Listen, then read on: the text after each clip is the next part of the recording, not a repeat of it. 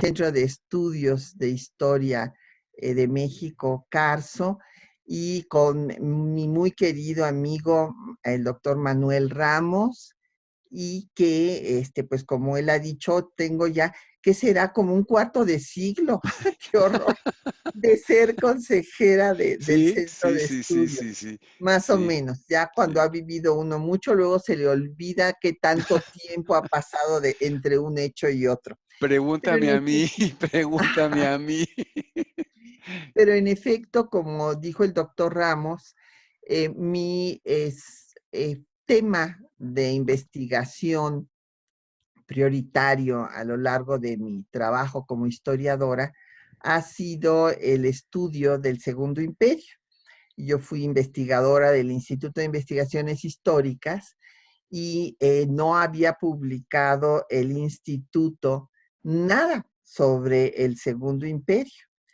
Entonces, inclusive cuando publiqué el libro de la política eclesiástica del Segundo Imperio, pues gracias a esto fui invitada a Miramar, al Mm, Congreso de Historiadores de los Habsburgo, que hicieron una publicación bellísima que se llama Relectura de una existencia, estudiando justamente al Segundo Imperio, a Maximiliano de Habsburgo, y yo fui la única mexicana que ujú, participó en esa reunión de historiadores de los Habsburgo. De ahí siguieron otras reuniones, de las cuales una fue en Buxú o Bujaut, si lo decimos en flamenco, a donde también estuvo el doctor Manuel Ramos, que fue, digamos, la saga que siguió a mi relación con los historiadores europeos que se han ujú. dedicado a este periodo de nuestra historia.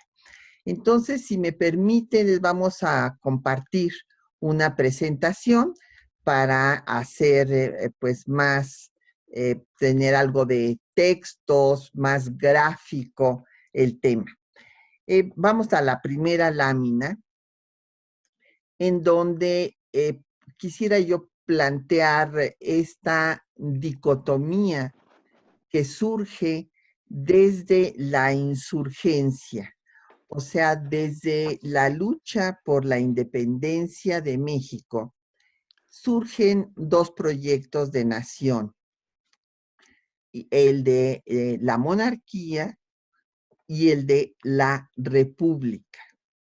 En cada crisis de los gobiernos republicanos, después de la caída del primer imperio, las ideales monárquicos resurgían con más fuerza y esto fue muy, bueno, decisivo cuando viene la guerra de conquista territorial de Estados Unidos y México pierde más de la mitad de su territorio.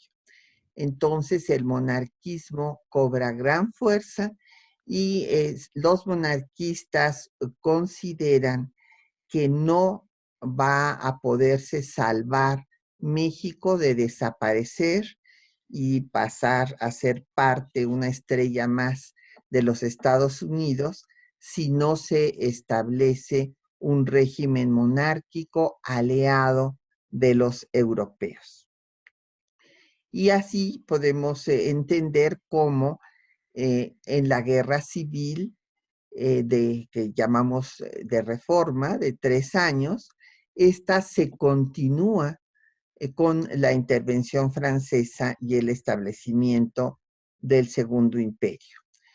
Eh, Hay que destacar que esto se da en medio de, pues no solamente una crisis política, sino una crisis económica, una división interna del Partido Liberal también, y una situación en la que Napoleón III retoma un proyecto que había planteado Maurice de Talleyrand desde tiempos de Napoleón I, que era la necesidad de que Francia interviniera en América para ponerle un dique a Estados Unidos y que no perdiera su papel hegemónico en el mundo. Esta propuesta de Maurice de Talleyrand no la pudo llevar a la práctica Napoleón I, vinieron todas las coaliciones de las monarquías hasta que es derrocado el imperio napoleónico. Antes tiene que vender la Luisiana, con lo cual Estados Unidos duplica su territorio y quedará pendiente este dique que había propuesto Maurice de Talleyrand y que va a instrumentar Napoleón III en el proyecto de imperio mundial de Napoleón. Hay en Francia la Academia del Segundo Imperio, que es una academia de historiadores que se dedican a reivindicar la figura de Napoleón III, porque se le quedó el mote de Napoleón Le Petit, que le había puesto Víctor Hugo, comparándolo con Napoleón el Grande, o sea, el tío de Napoleón III. Y pues esta academia muestra cómo Napoleón III tenía un proyecto mundial y llevó a los ejércitos de Francia pues a todos los continentes. Primero fue el árbitro de la política europea y después pues se afianzó en Argelia, llegó hasta Indochina, pero él mismo había escrito que la página más gloriosa de su reinado sería el establecimiento de un imperio en México, porque era pues obviamente el país que quedaba al sur de Estados Unidos para detener el avance de Estados Unidos en el continente americano. Ahora bien, hubo a lo largo del siglo XIX monarquistas y republicanos. De Hidalgo todavía hay algunos colegas que seguramente no han leído sus escritos, porque hay que recordar que Hidalgo, en los 4 meses que duró su movimiento, escribió 44 documentos, entre manifiestos, cartas, proclamas. Y él transitó al modelo republicano. Y pues esto lo demostró cuando en Guadalajara establece el primer gobierno insurgente y lo primero que hace es sacar la efigie de Fernando VII del palacio que se llamaba Palacio Real y lo convierte en el Palacio Nacional. Esta idea de que la república era el gobierno adecuado para las nuevas naciones americanas, lo podemos constatar en Morelos, en la gran disputa que tiene con Ignacio López Rayón. O sea, hay que señalar que Hidalgo tuvo una disputa con Allende, que inclusive tenemos la carta donde le pide a Allende, a Hidalgo, que mantenga el ideal monárquico y que se mencione a Fernando VII, porque esto puede traerles más adeptos a la causa. Y también están los documentos de la correspondencia entre Morelos e Ignacio López Rayón, donde Morelos le dice que la monarquía está muy bien para la vieja Europa, pero que las nuevas naciones americanas deben de organizarse en una república. Desde luego Iturbide pues, fue monarquista y Santana llegó a alentar también coronarse como Antonio I, siguiendo inclusive el régimen plebiscitario que había establecido el mismo Napoleón III, y Lucas Alamán, que fue el líder, el ideólogo del conservadurismo mexicano, escribió sendos artículos hablando de que la salvación de México era el establecimiento de la monarquía. Y José María Gutiérrez de Estrada, que había hecho todo un escrito que publicó en 1840, pues fue quien encabezó la comisión que le ofrecerá el trono de México a Maximiliano de Habsburgo en Miramar. Por otra parte, tendremos a Miguel Ramos Arizpe defendiendo el régimen republicano parecido al de Estados Unidos, con estados soberanos, a Servando Teresa de Mier, que no es que fuera centralista, sino que quería un federalismo moderado, a Gómez Farías, liberal y republicano, así como Benito Juárez.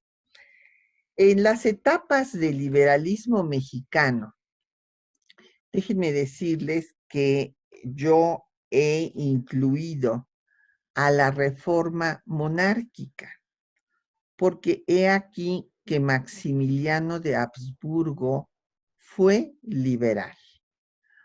Coincidió con muchas, es más, en sus cartas admira tanto él como Carlota a la reforma hecha por Juárez.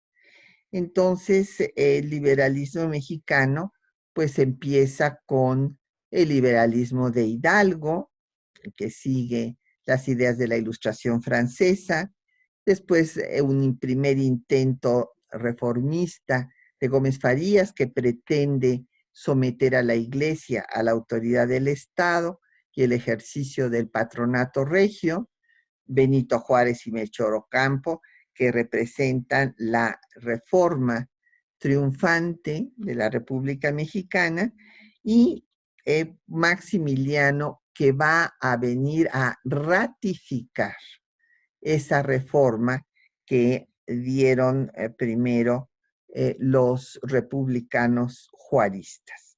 Después vendrá Lerdo de Tejada, que le dará rango de constitucional a las leyes de reforma, y finalmente Porfirio Díaz, que dejará de encabezar a un liberalismo reformador para convertirlo en un liberalismo conservador de la paz y del poder.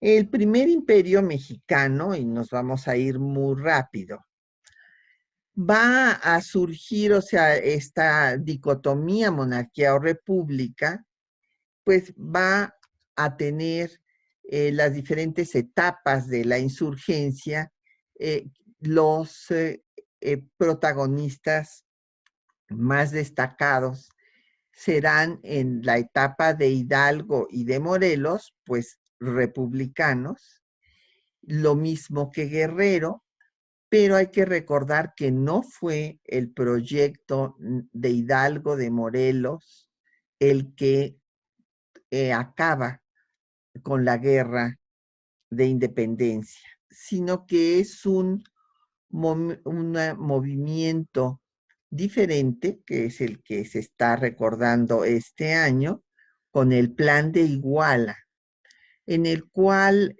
se trata de reunir a quienes han estado luchando durante casi 11 años en esta guerra de independencia. Y en esta negociación para la paz que encabeza Iturbide, pues en el Plan de Iguala se establece que va a constituirse la nueva nación en una monarquía moderada bajo la autoridad de Fernando VII o de alguno de los miembros de su casa dinástica. Lo mismo se ratificará en los tratados de Córdoba. Sin embargo, Iturbide es coronado emperador sin que se haya hecho esta invitación ni a Fernando VII ni a los Borbones. Esto lleva a que haya una oposición en el Congreso, en el primer Congreso de la Vida Independiente de México, a Iturbide por no haber invitado a los Borbones precisamente por el grupo de diputados borbonistas. Y ante estos enfrentamientos, Iturbide va a disolver el Congreso, y esto lleva a que los antiguos insurgentes se levanten en armas exigiendo su reinstalación, y finalmente lo que sucede es que Iturbide abdica al trono en marzo de 1823. Entonces se triunfa la República. La República aquí, ya había yo dicho que en cada crisis de este periodo hay varias constituciones en todo el tiempo que va entre entre el primer imperio y el segundo imperio. Pues tenemos la Constitución Federal de 24, la Constitución Centralista de 36, la nueva Constitución también centralista de 43, el restablecimiento de la Constitución de 24 con reformas en 47, la Constitución de 57 en donde triunfa el federalismo. O sea, ¿qué es lo que pasa? Que después de darse esta dicotomía entre México, monarquía o república, al caer el primer imperio, viene una lucha entre dos proyectos de república, la República Federal o la República Central. Y en cada crisis de la República, pues toma fuerza la idea de que la monarquía es la solución para México. Y aquí les puse un texto del ideólogo del conservadurismo mexicano, Lucas Alamán, cuando dice que en efecto ellos son conservadores porque quieren conservar la nacionalidad. Esto lo escribe en 1850, después del terrible trauma que constituyó la pérdida de más de la mitad del territorio nacional. Conspiraciones monárquicas hay muchas a lo largo del siglo XIX, antes de que llegue el Segundo Imperio. Ya en el bloqueo de Francia al puerto de Veracruz en 1838, venía el príncipe de Joinville, hijo de Luis Felipe de Orleans, en la llamada de Guerra de los Pasteles, que exploraba la situación de una posible intervención de Francia en México. Esto no sucedió pues que no tuvo la fuerza para llevarla a cabo Luis Felipe de Orleans. Y después ya había yo mencionado que José María Gutiérrez de Estrada se pronuncia abiertamente por la monarquía, señalando que tanto la República Federal como la Central no han dado la estabilidad política al país. Y además de estos pronunciamientos en pro de la monarquía de Francia por parte de franceses o por parte de los propios mexicanos, hay que recordar la conspiración que hubo desde España para establecer una monarquía en México. Esto fue en 1845 con el embajador de España, Salvador Bermúdez de Castro. Y después, como ya comenté, Lucas Alamán considera que para que esta monarquía se establezca hay que pacificar al país. Y para eso hay que traer a Santana, al que considera como un mal necesario, pero que como es quien controla a la tropa, pues él puede pacificar al país porque no vendría ningún monarca europeo a gobernar un país que estaba con movimientos armados. Por otra parte, hay muchas voces que le dicen a Napoleón III la importancia de intervenir en México. Aquí les puse algunos ejemplos. Eh, José Ramón Pacheco, representante de Santana, Tomás Murphy, que estuvo como representante en Inglaterra.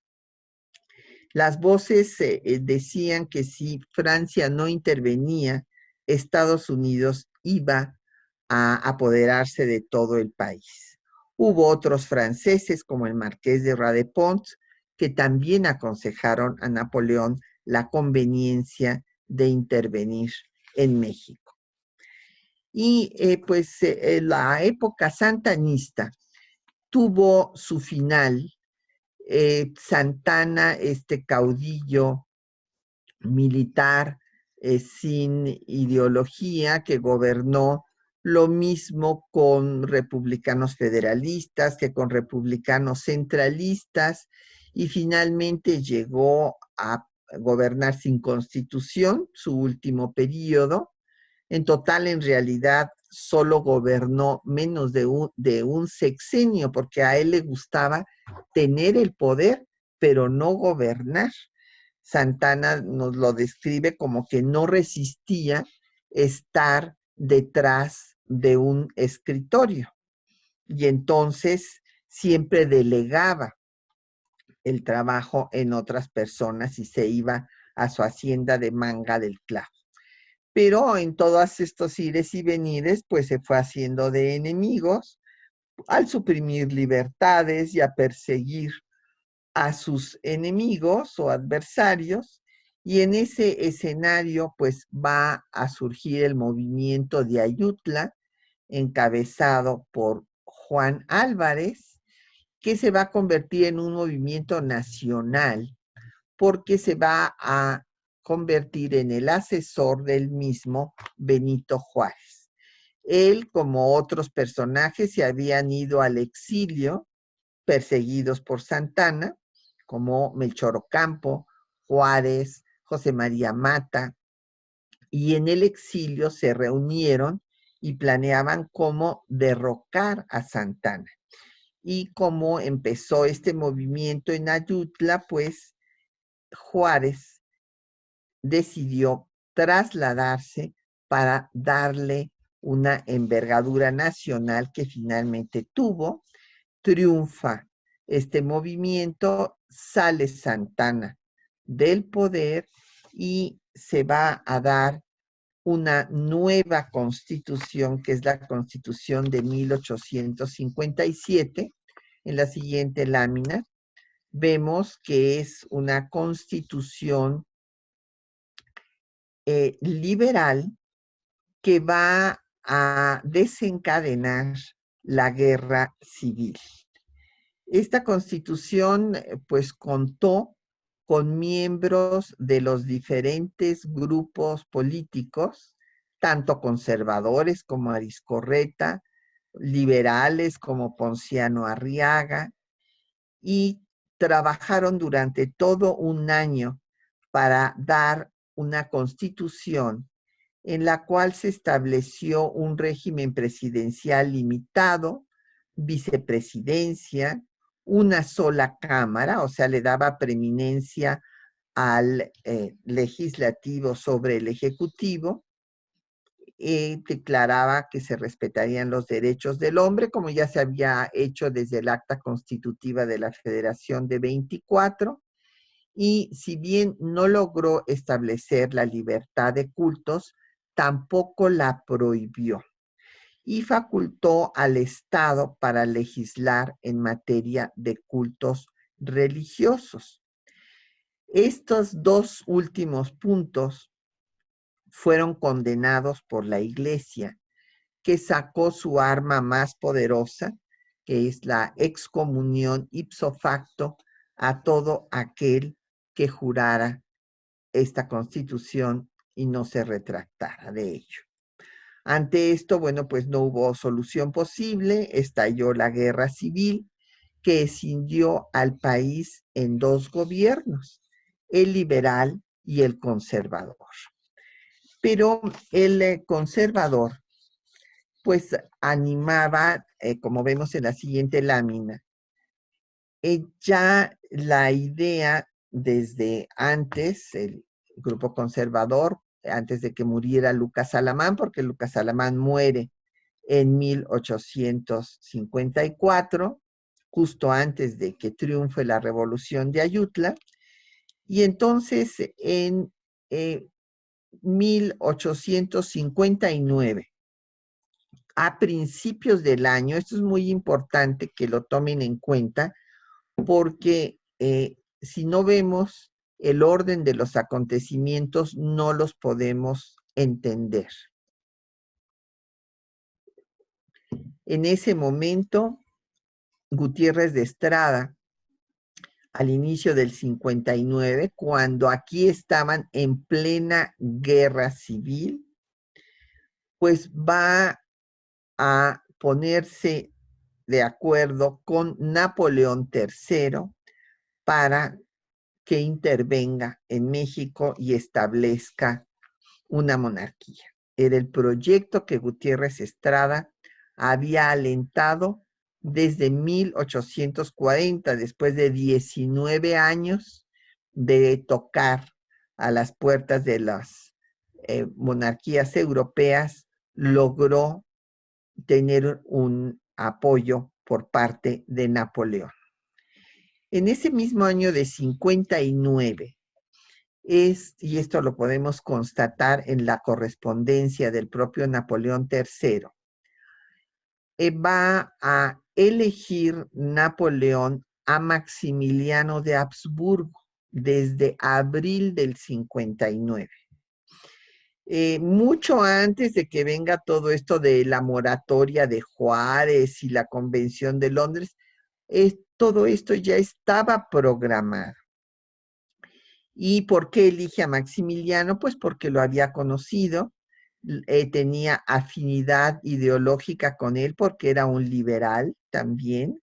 Le parecía que era una persona de carácter apacible con el que podría él trabajar y además pues quedaría bien con Francisco José, que estaba muy enojado con Francia por haber apoyado a la guerra que los italianos hicieron en contra de la dominación austriaca de la península itálica.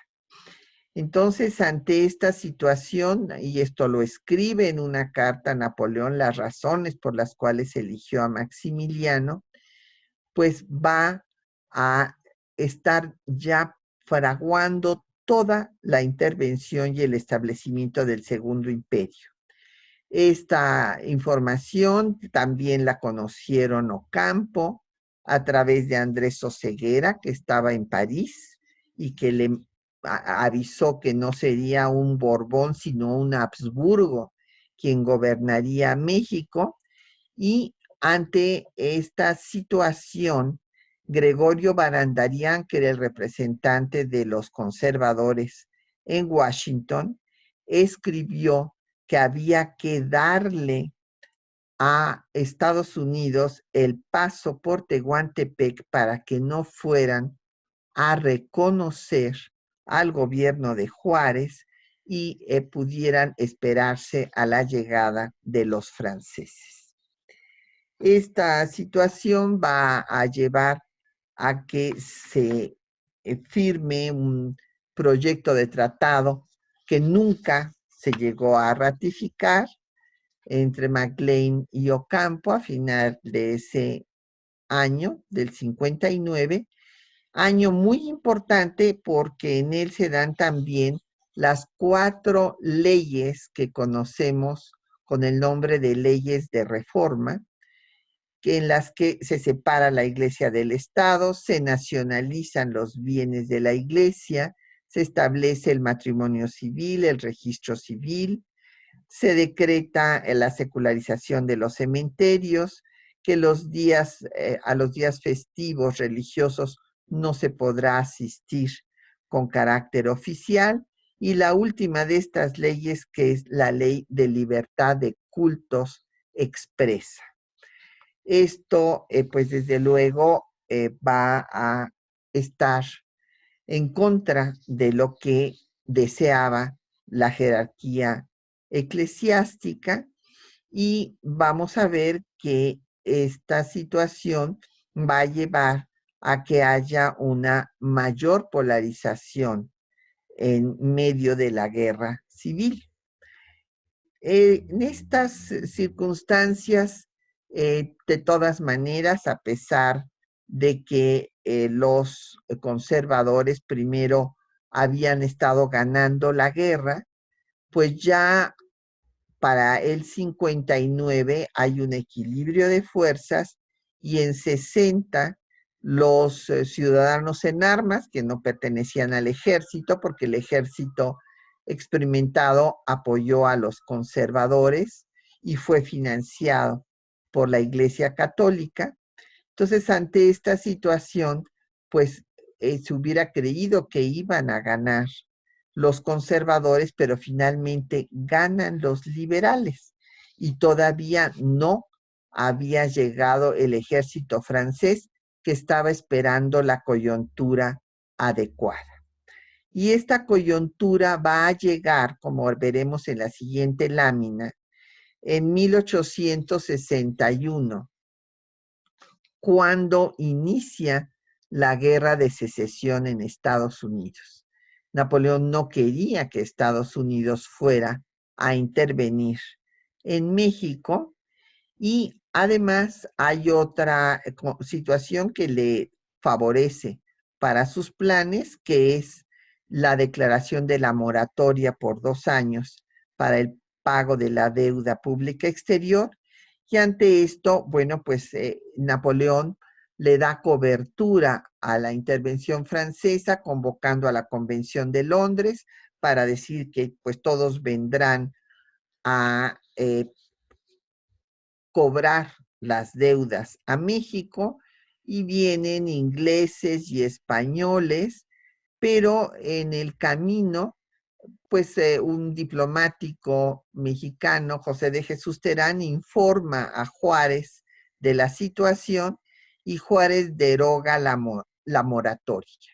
Por lo tanto, cuando desembarcan aquí los ingleses y los españoles y los franceses, se les dice que ya se les va a pagar, y por lo tanto se disuelve esta alianza tripartita, pero si bien se van los ingleses firmando un tratado, el Guayxamacona, y se van también los españoles, Juan Prim declara que los franceses no van a lograr su objetivo de establecer un imperio en México, y que lo que va a suceder es que no van a ser dueños más que del territorio que pisen, en lo cual pues fue un profeta. Y los franceses avanzan para pues el establecimiento del Segundo Imperio. Pero este avance no es tan rápido como hubieran esperado, porque estaban seguros que pues los conservadores les iban a abrir las puertas del país, que la iglesia los estaba apoyando como salvadores de la religión, como en efecto pues decían los miembros del clero, pero son detenidos en la batalla del 5 de mayo. Esta batalla tuvo una gran significación para los republicanos, porque los alentó en que si habían ganado una vez frente a un ejército invicto como el francés, pues podrían volver a triunfar. Y dicha batalla, que sorprendió a los franceses, de lo que consideraban iba a ser nada más un desfile militar hasta la capital del país, retrasó por 1 año el avance de la intervención. 1 año después, como vemos en la siguiente lámina, se va a tomar Puebla, y entonces habrá repique de campanas, festejando el triunfo de los franceses. El propio Forey, el general en jefe del ejército francés, va a ser recibido bajo palio en la Catedral de Puebla. Y cuando esto suceda, pues el gobierno de Juárez va a irse en la siguiente lámina, por favor. El gobierno de Juárez se va a ir al norte del país hasta llegar al Paso del Norte, la ciudad que hoy lleva el nombre de Juárez. En estas circunstancias tendrá lugar el ofrecimiento al trono. Esta pues ceremonia va a estar encabezada por Gutiérrez de Estrada. Maximiliano obviamente ya había aceptado el ofrecimiento de Napoleón y había declinado, por ejemplo, el de Grecia, porque decía que los griegos ya habían tenido su momento de esplendor y ya no lo iban a volver a tener, pero el caso de México le atrajo muchísimo. Tuvo un momento de titubeo cuando Francisco José le pidió que renunciara a sus derechos eventuales al trono de Austria para él y sus descendientes. Pero Carlota por una parte y Napoleón por otra lo convencieron de que pues era un hecho que ya no podía echarse para atrás y pues finalmente firma los tratados de Miramar en abril de 1864. Son tratados unos públicos y otros privados.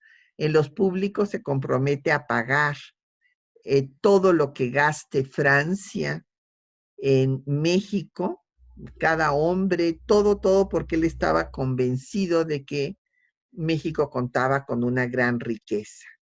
Y en el tratado secreto se compromete a seguir una política liberal como la del Imperio Napoleónico.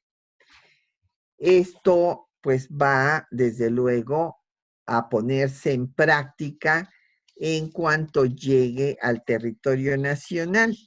Mientras la República, en la siguiente lámina, pues está dividida, se va a dividir porque hay quienes aspiran, como es el caso de Jesús González Ortega, a ocupar el cargo de Juárez.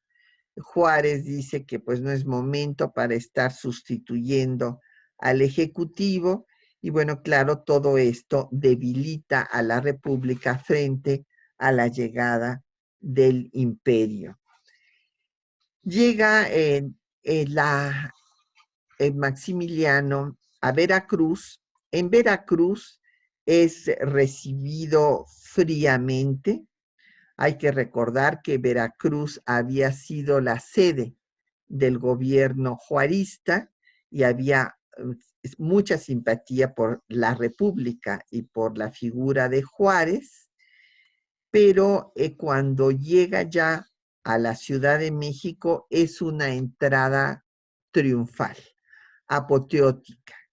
Los cronistas, historiadores como José Fernando Ramírez, que escribe esa entrada, nos habla de cómo se cobró por los balcones que estaban frente a donde iba a pasar el emperador, los emperadores, porque Carlota, su esposa, será nombrada regenta del imperio, y se llegaron a cobrar hasta en 300 pesos, que era muchísimo dinero para aquella época.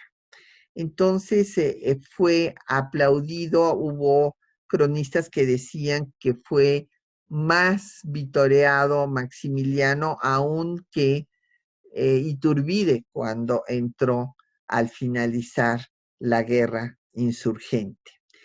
Pero lo que no esperaban los conservadores monarquistas y la iglesia que lo había apoyado era que lo que quisiera hacer Maximiliano, que se consideraba un Quetzalcóatl que venía a liberar a México y a ser un gobernante como el que había descrito Leopoldo von Stein este es un socialista utópico de moda en Austria cuando Maximiliano viene a gobernar a México, y Maximiliano creía lo mismo que Leopoldo von Stein, que un buen gobernante tenía que estar por encima de todos los grupos políticos. Ya tenía a los conservadores, ya tenía a la iglesia, y entonces ahora quería conquistarse a los liberales. Escribió a Juárez para invitarlo a gobernar juntos, a que siguiera como presidente de la Corte. Desde luego Juárez no aceptó y presentó un proyecto de concordato al representante del Papa, al que había ido a visitar para tranquilizarlo un poco porque Forey, después de entrar a la Ciudad de México, había declarado que Napoleón III vería con buenos ojos el establecimiento de la libertad de cultos, principio esencial de todas las sociedades modernas, lo cual causó conmoción entre los conservadores y pues las jerarcas de la iglesia que justo habían apoyado a la intervención francesa y al Segundo Imperio para que se derogaran las leyes satánicas de reforma que había dado Juárez.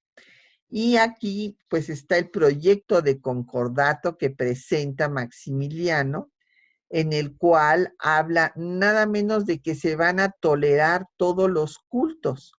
No se va a restablecer la intolerancia católica, la religión oficial única, como quería la iglesia, sino que va a haber libertad de cultos, aunque él declara que desde luego él es católico y que por lo tanto, pues su monarquía es una monarquía católica, pero con libertad de cultos.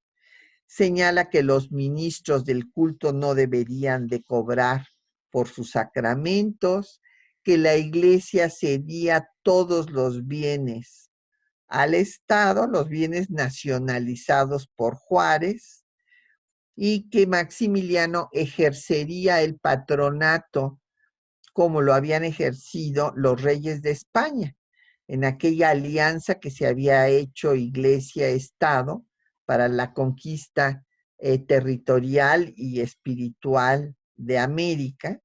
Y aquí Maximiliano considera que ese patronato es un derecho y piensa ejercerlo, y que se pondrá de acuerdo con el Papa para ver cuáles órdenes religiosas se restablecen y cuáles no, cuáles fueros se restablecen y cuáles no, pero mantiene todas las leyes de reforma, por ejemplo, el registro civil y la secularización de los cementerios.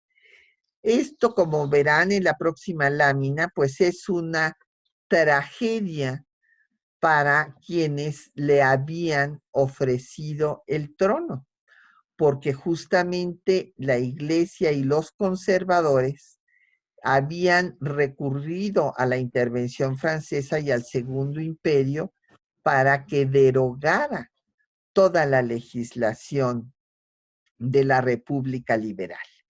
Y he aquí que él empieza a ejercer el patronato, ratifica las leyes de reforma dadas por Juárez, dice que no se va a molestar a los adjudicatarios de los bienes nacionalizados, establece un decreto de pase de bulas y rescriptos, por lo que los documentos pontificios no podían circular en el país sin su autorización y, en conclusión, pues va a ratificar toda la legislación dada por Juárez.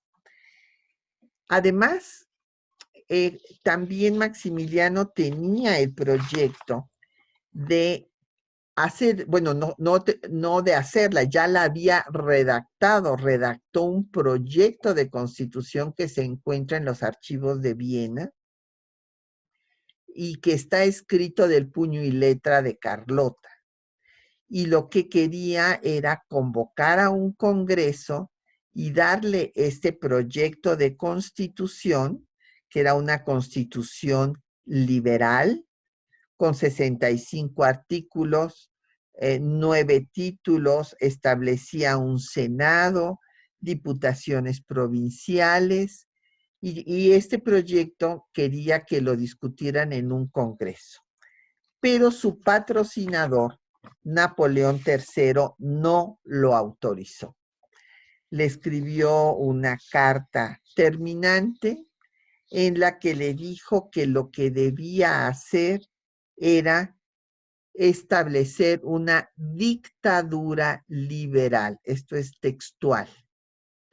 Y de ninguna manera estaba el país para hacer congresos en ese momento, que lo que había era que acabar con los republicanos, con la resistencia republicana, y por lo tanto, en lugar de que esta constitución se discutiera y se convocara un congreso, hizo un estatuto provisional del imperio en el cual la soberanía radicaba en Maximiliano, en el soberano, y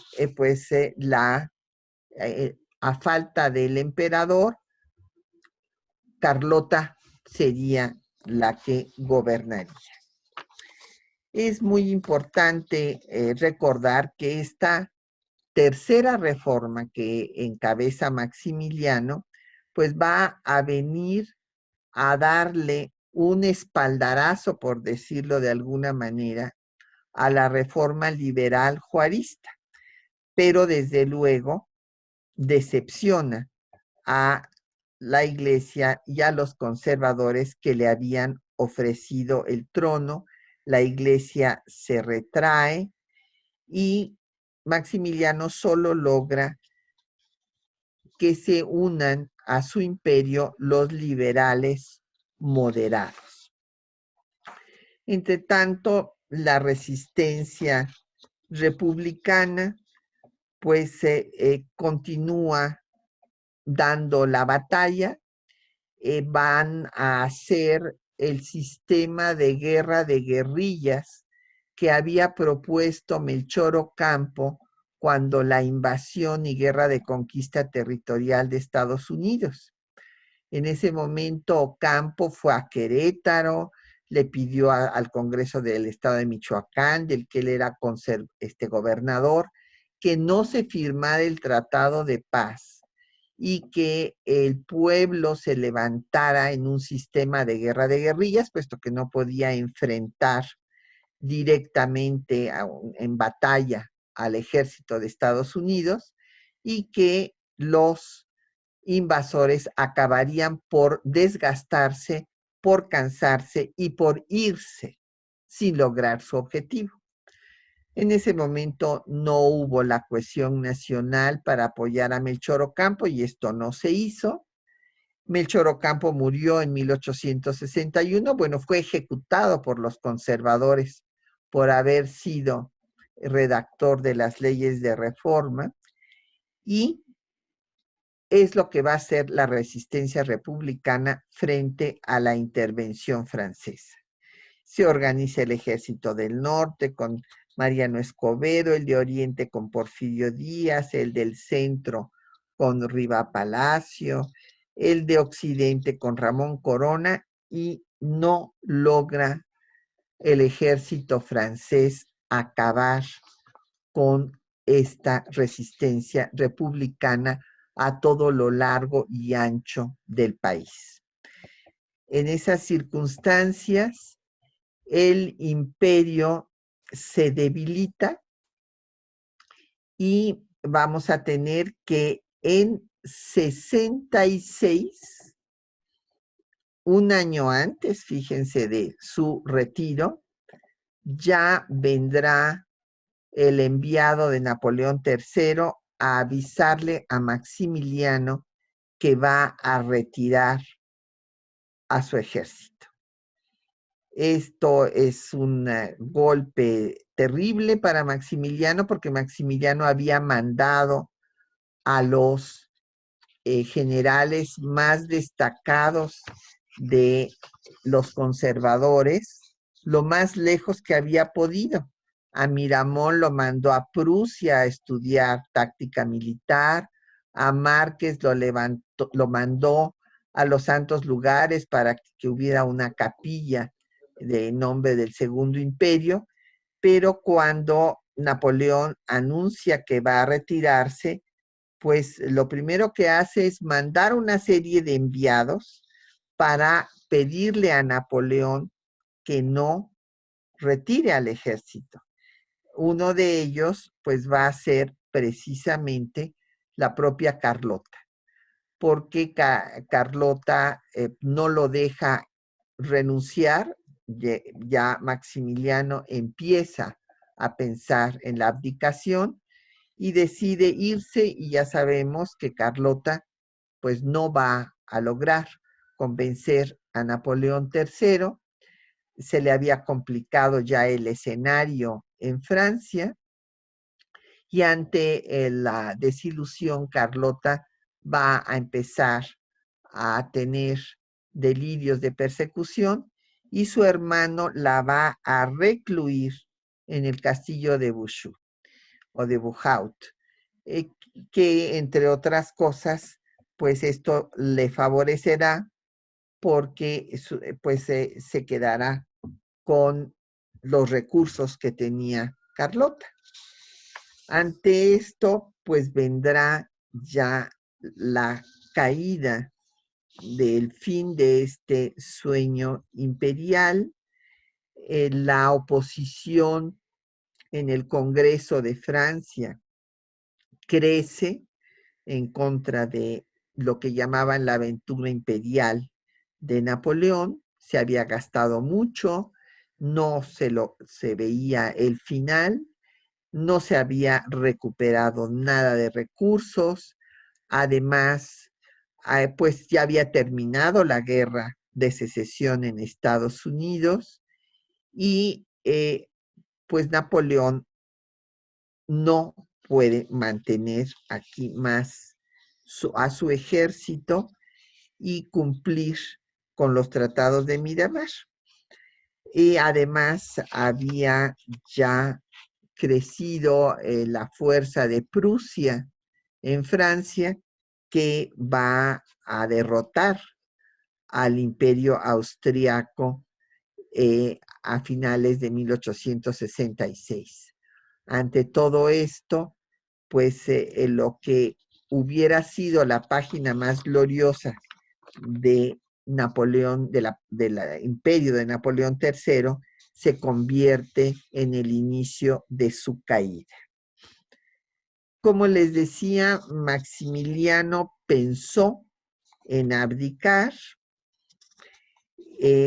ante el retiro de las tropas, se fue a Orizaba y mandó todos sus archivos a Europa, inclusive muchos de los objetos personales de ellos, por eso alguna vajilla fue a dar a Centroamérica.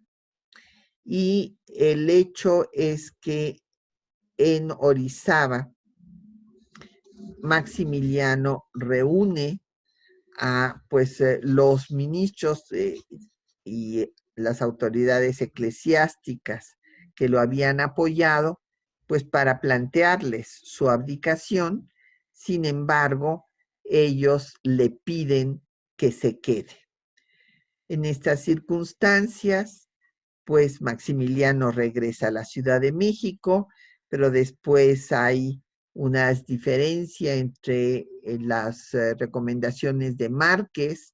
Leonardo Márquez decía que había que resistir a los republicanos en la Ciudad de México y Miramón recomendó que se fueran a Querétaro y se van pues a Querétaro, en donde pues acabará el imperio. En ese escenario también están sucediéndose en la lámina que sigue los triunfos de los republicanos. Puebla es ocupada por Porfirio Díaz y pues esto marca pues el principio del fin del Segundo Imperio. Finalmente se toma Querétaro después de un sitio en el que Juárez le escribe a Mariano Escobedo que no hay que presionar, que el imperio pues ya está liquidado y que por lo tanto no hay que gastar más municiones ni más vidas. La misma situación piensa Maximiliano.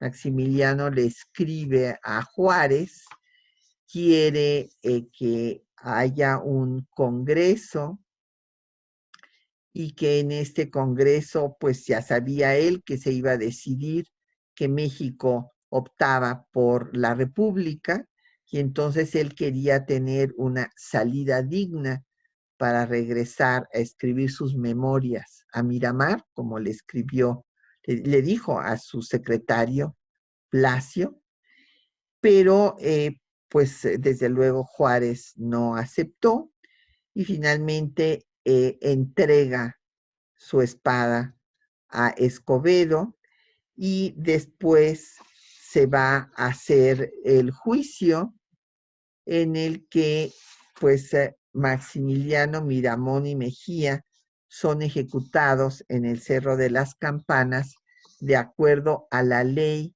del 25 de enero de 1862, ley decretada por Juárez en su calidad de jefe del Ejecutivo con facultades extraordinarias por la situación de guerra y se declaraba pues traidores a la patria y con la pena capital a todo aquel que atentara contra la soberanía nacional.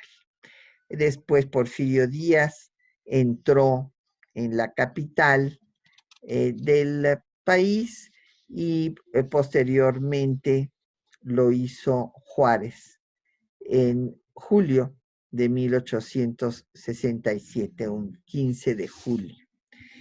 Para finalizar, y estoy atenta a sus preguntas y comentarios, pues la política liberal de Maximiliano de Habsburgo decepcionó a los que lo habían traído y acentuó el debilitamiento político de la institución eclesiástica y contribuyó al triunfo de la reforma juarista.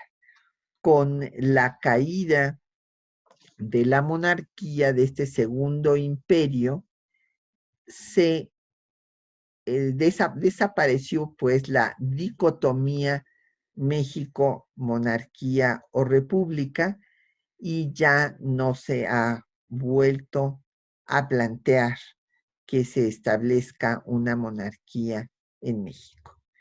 Esto fue pues el triunfo de la República federal y liberal, laica, en lo cual en esta laicidad pues estaba de acuerdo el propio Maximiliano.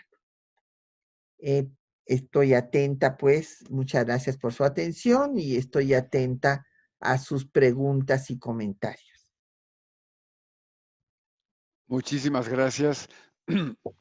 doctora Galeana, por esta visión tan amplia que nos ha dado y que, bueno, pues refleja toda una época. Yo veo que, por ejemplo, el drama de Maximiliano, pues en medio de un romanticismo, este, pues fatídico, porque es, vaya, como que a veces incomprensible, ¿no? ¿Cómo pudo suceder todo esto? Bueno, hay dice, tienes muchas felicitaciones, dice doctora Galeana, podría abundar en los factores externos que determinaron la derrota del Segundo Imperio. Y otra más para, por si quieres hacer un resumen de las preguntas, ¿considera que el Segundo Imperio tuvo un reconocimiento legal? Y bueno, ahí se suceden las preguntas. Dice, algunas ideas sobre el inicio de apoyos sociales para los pobres de ese tiempo. Ana Catalina dice, muy agradecidos, doctora, por la increíble conferencia. ¿Podría hablarnos del papel de Carlota en la sociedad? Espérame, en la sociedad mexicana y particularmente con la mujer mexicana. Otra, me registro. Bueno, esa es bueno, por ahí van, si quieres, ahí le detenemos y después seguimos con otras. Claro que sí, Manuel. A ver, empiezo con lo que tú comentaste del romanticismo político. Fíjate que en la reunión que les comentaba yo de Miramar, de todos los historiadores dedicados a los Habsburgo, donde estaba conocí al profesor Duchesne, bueno, gran biógrafo de Carlota, y a otros historiadores, eh, Conrad Ratz, que después lo trajimos aquí a México y aquí hizo varias publicaciones. Es el segundo historiador que ha consultado los archivos después de Conte Corti, los archivos de Viena. Y fíjense que cuando iba yo a Miramar, pues mis maestros estaban muy preocupados porque creían que iba a haber un gran debate sobre el juicio de Maximiliano.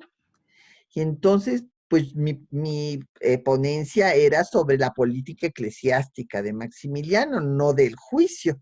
Pero ante esta prevención de mis propios maestros, dije, bueno, pues me voy a poner a estudiar el juicio, pues por si me preguntan sobre este tema.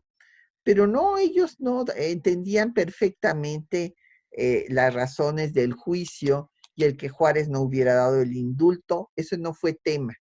Lo que me pareció muy interesante es que yo estuve en una mesa con un historiador austriaco, Johann Lubienski, y los dos concluimos en que Maximiliano había sido un romántico de la política.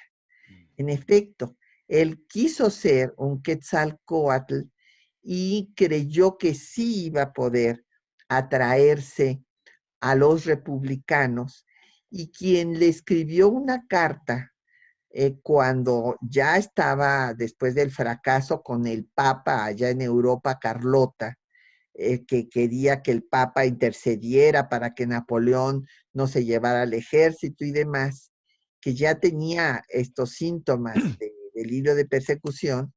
Pues es muy interesante la carta que le escribe de una lucidez a Maximiliano. Era una mujer muy inteligente, brillante, y le dice, mi querido Max, tu proyecto es magnífico, pero no eres mexicano. O sea, ella entendió que en ese momento pues sí se dio una cohesión nacional que no podía aceptar, como se aceptaba en Europa, el gobierno de un extranjero. Entonces, eso en cuanto al romanticismo político, que tú me decías que a veces piensa uno que cómo pudo ser. Luego, factores externos de la caída. Bueno, desde luego, los problemas, en primer lugar, de Napoleón. Había gastado ya mucho dinero, no le veía fin porque barrían con poblaciones enteras. Un señor que era un carnicero, Niegre, que inclusive Maximiliano quería que se lo llevaran, pero Napoleón no quiso llevárselo porque decía que era experto en contraguerrilla. y como el sistema era de guerrillas, pues lo dejó. Pero al día siguiente esa misma población otra vez estaba apoyando a los republicanos. ¿Por qué? Porque todo ejército de ocupación acaba violando todos los derechos violables. Entonces, todos los ejércitos de ocupación llegan a las poblaciones, ocupan el mejor lugar. Aquí además se peleaban con los curas, que eran los que habían dicho que iban a venir a salvar la religión, y entonces la gente decía, bueno, pero ¿de qué se trata?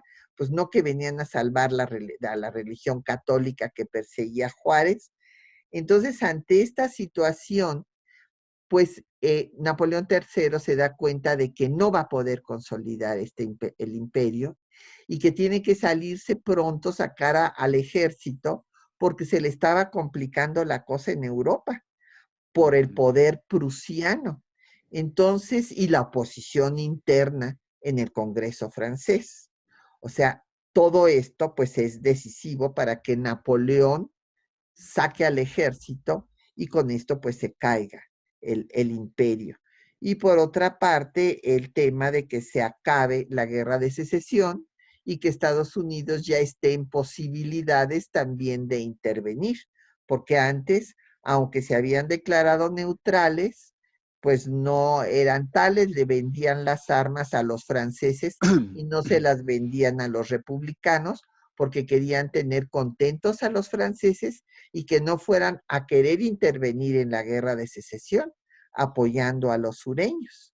Entonces, cuando esto cambia, pues ya no, esos son los factores externos que llevan al fin del imperio. Reconocimiento legal.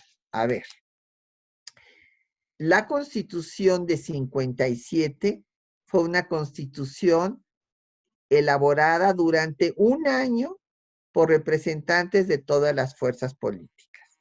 Pero después fue desconocida por Comonfort, que da un golpe de Estado. Sin embargo, la Constitución sigue siendo legal y legítima.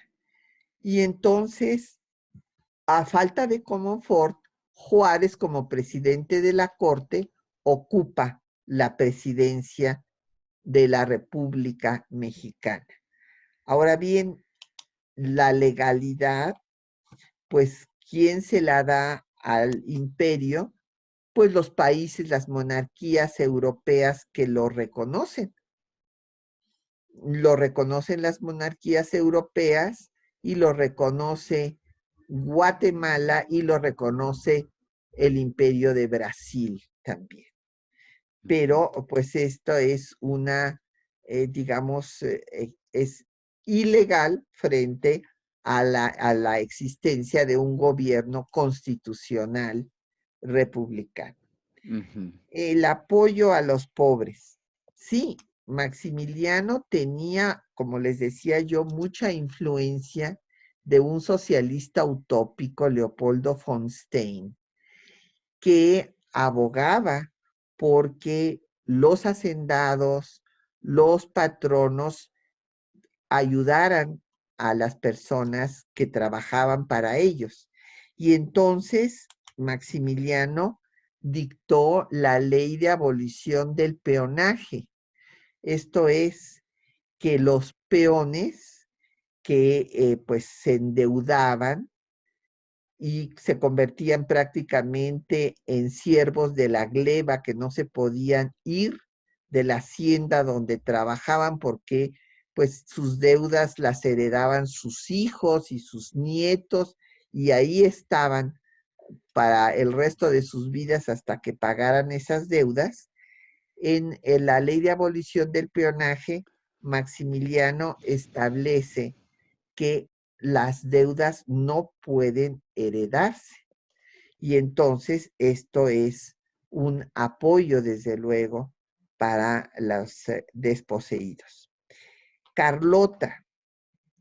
Bueno, Carlota era una mujer liberal, educada para gobernar. Su padre, Leopoldo de Bélgica, fue tan inteligente que inclusive se inventó un reino para ser rey. Y Leopoldo era protestante.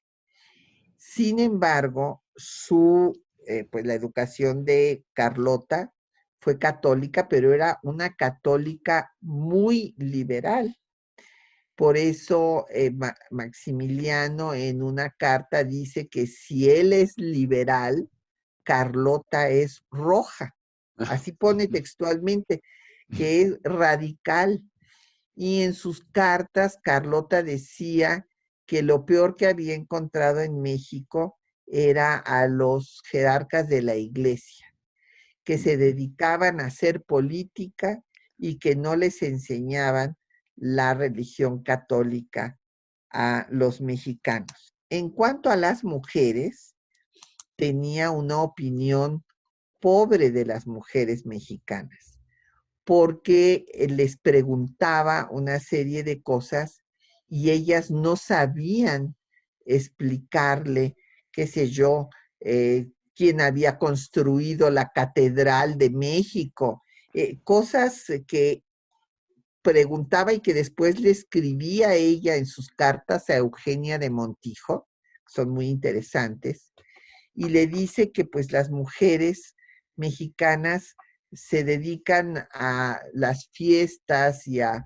ir a las cuestiones religiosas, pero que no cultivan su intelecto, porque ella era una mujer culta y no encontraba interlocutoras que tuvieran esa cultura. Por otra parte, fundó una casa de maternidad.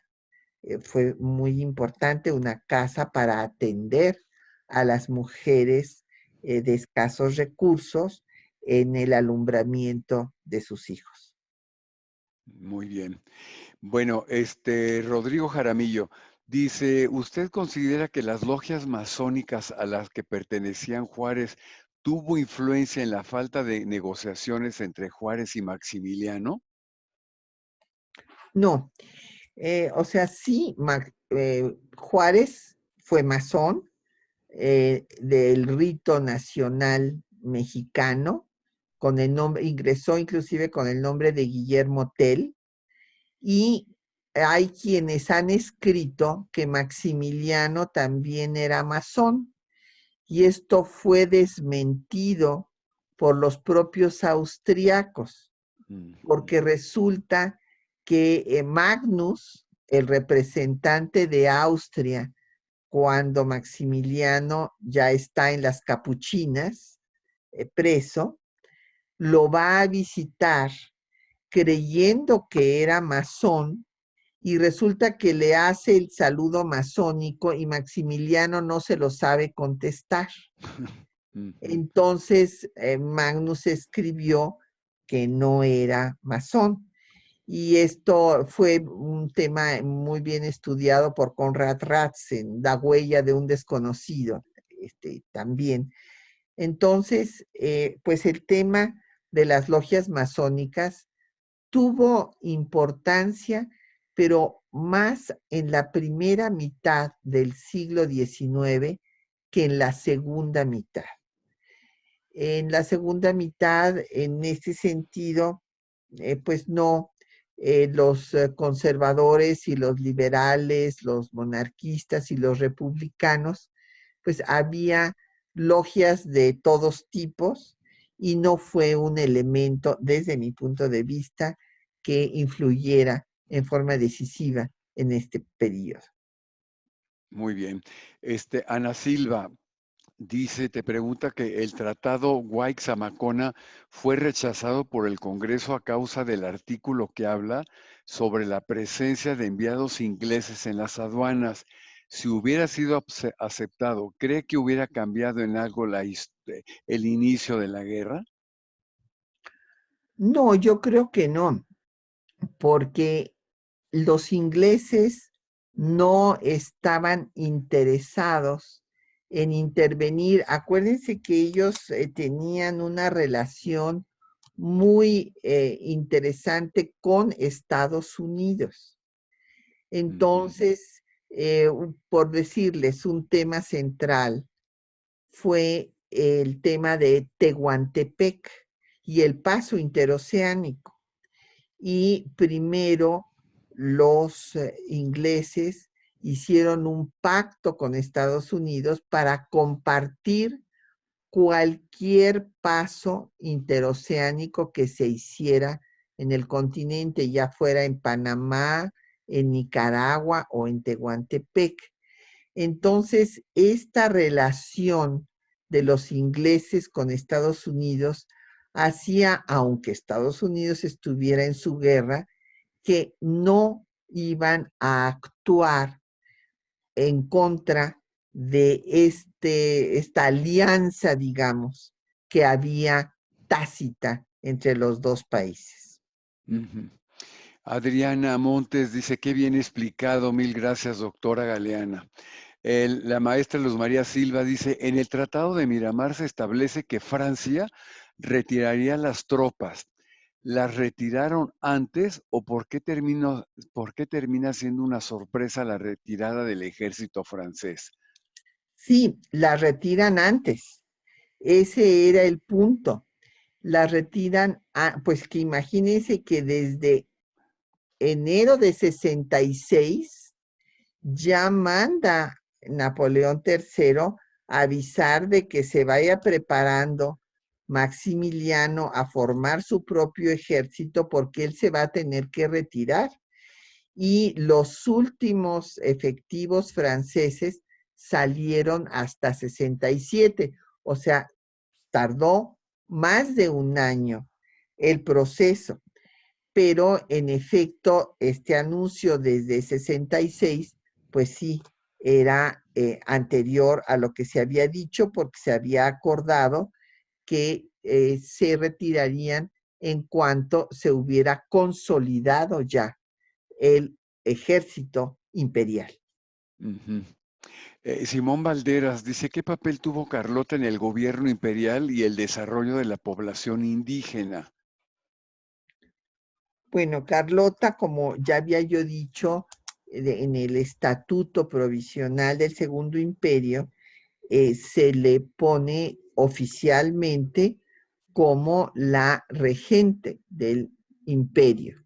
O sea, en las ausencias de Maximiliano, cuando iba a los estados, por ejemplo, fue a Querétaro, cuando salía de la capital, Carlota gobernaba, pero realmente gobernaba porque era una mujer de mucho Ujú, carácter. ujú. Llamaba a todos los ministros, les daba órdenes, no crean que era una figura decorativa. Inclusive tuvo una reunión con el nuncio, el representante del Papa, para negociar que aceptara el patronato, el proyecto de, no, perdón, que patronato, bueno, sí, era el patronato, el concordato, como se llaman los Ujú. acuerdos con la Santa Sede, el concordato que le presentaba Maximiliano y la carta que le escribe a Eugenia, dice Carlota que le dieron ganas de echar al nuncio por la ventana porque creía que vivía en tiempos de Felipe II. Y Ujú. esta afirmación que está en la correspondencia la recrea, si ustedes han leído Noticias del Imperio de Fernando del Paso, él dice que el nuncio salió como ave de mal agüero volando por las calles de la ciudad. Entonces, porque pues tiene toda una investigación de toda la correspondencia detrás de esta novela. Ujú. Brenda Angélica dice, bueno, te felicita. Dice, ¿cómo fue la relación entre Estados Unidos y el imperio de Maximiliano? Bueno, pues desde luego Estados Unidos reconoció a la República y no reconoció al imperio. Sin embargo, como les decía, mientras estuvieron en su guerra de secesión, violaban la neutralidad porque ellos se habían declarado neutrales. Y Matías Romero, que era el representante de la República encabezada por Juárez, se quejaba, se iba a quejar pues ahí al Departamento de Estado de que le estaban vendiendo armas a los franceses Ujú. que no les vendían armas a los republicanos y que eso era romper la neutralidad. Entonces, Estados Unidos se declaró neutral cuando vino la intervención, nunca reconoció desde luego al imperio, y cuando terminó su guerra, pues entonces ya dejó de estar pues apoyando en cierta forma a la intervención a través del armamento, y entonces ya le empezó a vender armamento a los republicanos. Dos preguntas más. Dice, doctora, ¿nos podría contar el aspecto social del imperio, específicamente cómo se preparó la gente que estaría cerca de los emperadores para poder llevar a cabo el protocolo de una monarquía en su vida cotidiana? Bueno, el protocolo lo hizo personalmente Maximiliano. Maximiliano en su viaje ya de Europa a México, él redactó el protocolo, y justo en uno de los libros que publicamos en ARISI, la Asociación de Estudios sobre la Reforma, la Intervención Francesa y el Segundo Imperio, hay un artículo de un colega que se apellida Cárdenas, es amigo de Jaime del Arenal, ¿te acuerdas, Manuel? Sí, cómo no, claro. Y entonces el doctor Cárdenas explica la importancia que tiene el protocolo. El protocolo es fundamental para vestir al poder. Bueno, ustedes ven el protocolo que sigue el Papa hasta la fecha, o vean la monarquía británica tan tradicionalista, en fin. Entonces, el protocolo lo escribió Maximiliano, y bueno, pues ya después su gabinete, él formó bueno, tuvo varios cambios en su consejo, tenía un consejo de ministros y un gabinete. Y él quería, pues primero, atraerse a los liberales, entonces primero tuvo puros liberales, como José Fernando Ramírez, y el único conservador era Velázquez, pero después, cuando ya lo abandona en Napoleón, pues entonces va a claudicar y va a nombrar a un padre Fischer como el jefe, digamos, del gabinete, y van a nombrar a puros conservadores. En el momento ya final del gobierno, cuando es una claudicación, pues un poco, pues para tratar de salvarse, aunque más bien yo creo que Maximiliano tenía la idea de que era ya el momento final para Ujú. morir juntos, porque aquí hay una idea que se ha quedado en el imaginario colectivo, aunque no existe el documento, de que Sofía le escribió a Maximiliano que prefería un hijo muerto que un Maximiliano derrotado.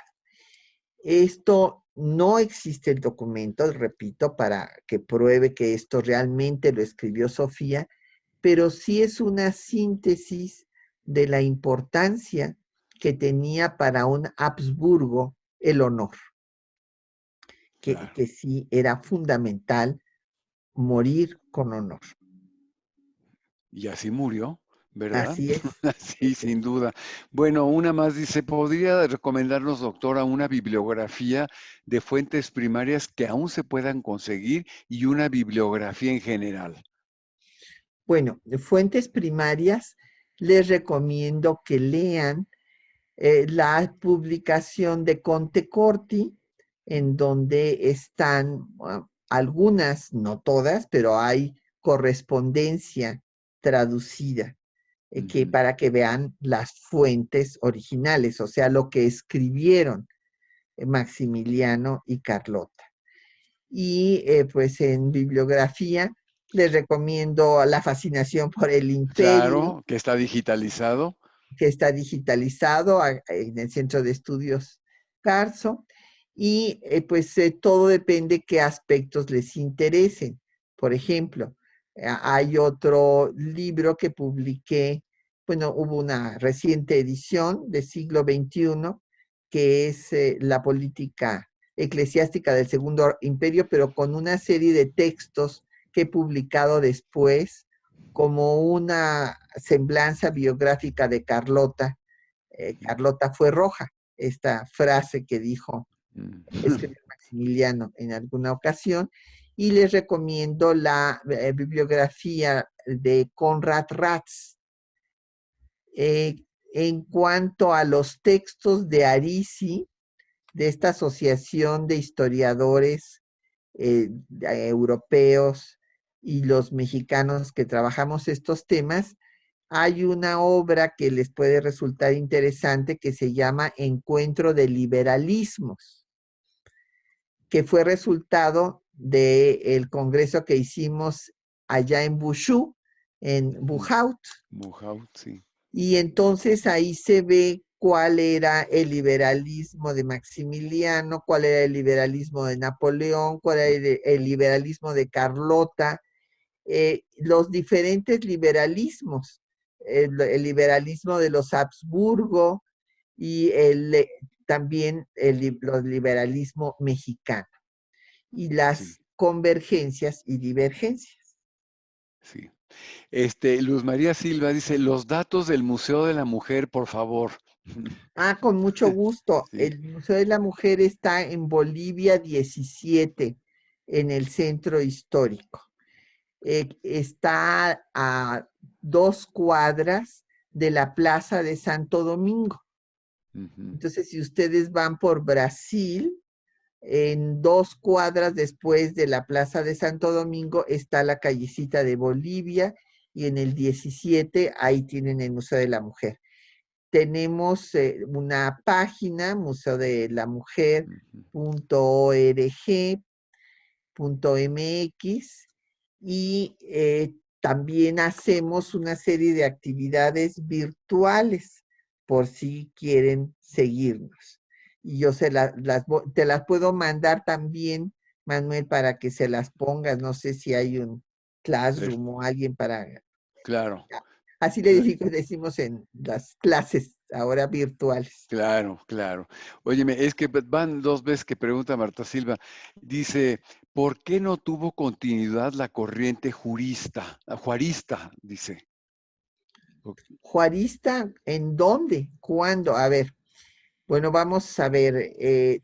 Lerdo de Tejada sí le dio continuidad, tan le dio continuidad que pues le dio rango de constitucional a las leyes de reforma que se habían dictado en plena guerra civil, y que Juárez no le pudo dar ese sitio en la Constitución, porque fíjense que tenía oposición del Congreso. Y lo que pasa es que después Porfirio Díaz pues va a dar esta vertiente, digamos, de liberalismo conservador, en la que deja de ser revolucionario, deja de cumplir estrictamente con las leyes de reforma, etcétera. Y en ese sentido, tal vez es en donde usted dice que no hay seguimiento del juarismo, tal vez, pero fíjese la ironía que hubo. Porfirio Díaz se levantó en contra primero de Juárez con el plan de la Noria, de la no reelección. Luego se levantó en armas en contra de Lerdo, con el plan de Tuxtepec de la no reelección, y luego se religió 7 veces. Y no solo eso, sino que quien le erigió el monumento a Juárez, pues fue Porfirio Díaz. El monumento más hermoso que tiene Juárez, que es el hemiciclo a Juárez. Sí. Bueno, ya para concluir, nada más Brenda dice, felicidades. Una pregunta, dice, hablando de la cotidianidad del Imperio de Maximiliano. O bien, dice, Carlota impone lo de las fiestas de 15 años en las niñas.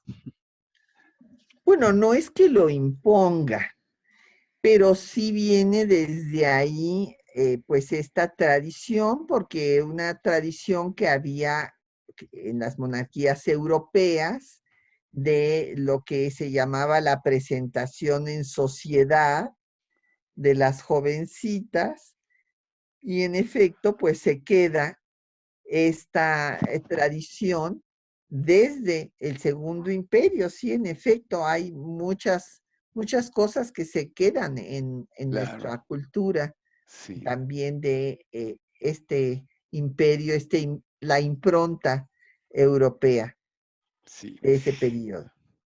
Pues Patricia, te damos las gracias enormes por habernos dado esta magnífica clase que Muchas gracias. suscitó muchas preguntas, también suscitó muchas felicitaciones, lo puedes ver ahí en el chat.